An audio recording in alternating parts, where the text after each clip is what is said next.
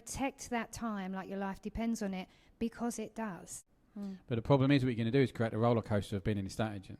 Mm-hmm. And the roller coaster of going, everything's looking really good and you're really high, and all of a sudden you get your completions through and your listings have dropped off, and your listings have dropped off because you didn't lead generate 90 days ago, and now you're 90 days in and you're like, oh bugger, I've got a problem. I'm now going to have to dive in and do my lead generation, which is what creates the roller coaster up and down that most agents go through. And the way you stop that and you just grow nice and slowly rather than the up and down is by protecting the lead generation time. As Gary Keller makes very, very clear, and I've heard him say it multiple times now because sometimes we need to keep hearing it, is that the best structure for any agent's day would be lead generation in the morning, service in the afternoon, at least 4 times a week. At least 3 times a week.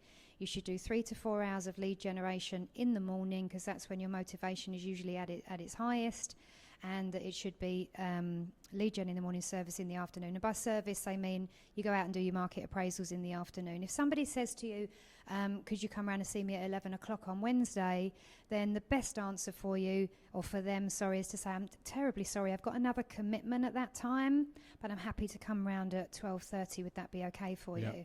Protect that time like your life depends on it, because it does. If you allow people to keep jumping into your time that you've set aside for lead generation, you're going to be, by the time you get back from that, you've written up your notes, you've sent the contract out to them or whatever it is, guess what? You've just lost another day of lead generation. So just protect that time like your life depends on it.